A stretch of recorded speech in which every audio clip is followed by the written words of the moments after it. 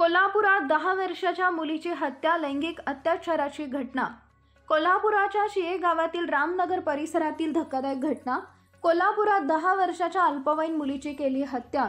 संबंधित मुलगी काल दुपारपासून होती बेपत्ता।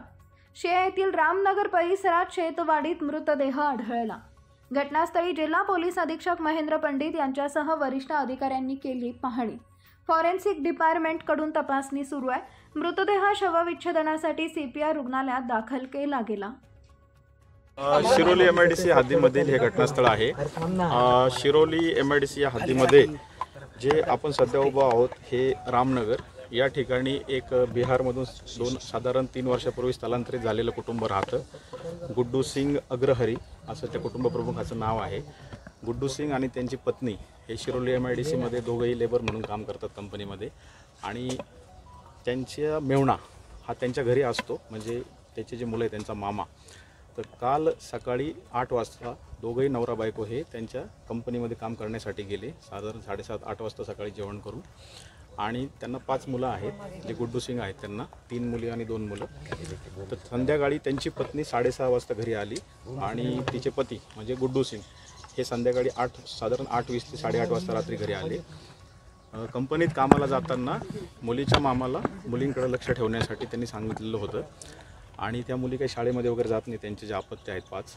तर दुपारी साधारण 1:30च्या सुमारास या शिवानी जी मुलगी काल मिसिंग झाली होती, तिला जेवण करून दिल्यानंतर ती मोबाईल खेळत होती त्या मामाचा दिलेला। त्यानंतर मामा झोपी गेला आणि साधारण 1:30 ते 2च्या दरम्यान ती घराबाहेर पडली।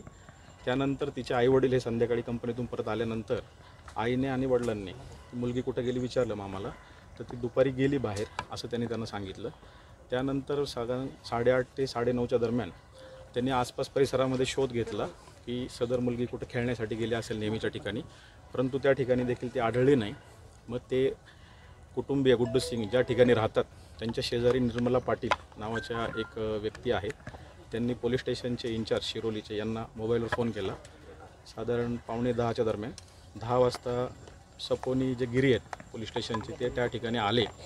त्यांनी देखील ही माहिती घेतली दिवसभरातल्या घटनाक्रमाबद्दल, आणि त्यांची तक्रार घेण्यासाठी गुड्डू सिंग यांची पोलीस स्टेशनला आपण 137 BNS म्हणजे जुना 363 IPC किडनॅपिंगचा गुन्हा दाखल केला रात्री 23:26 आणि त्यानंतर API गिरी त्यांची टीम आणि त्या मुलीचे वडील आणि तिचे नातेवाईक यांनी देखील या परिसरामध्ये तिचा शोध घेतला पहाटे 4 वाजेपर्यंत, परंतु त्यांना काही मुलीचा शोध लागला नाही।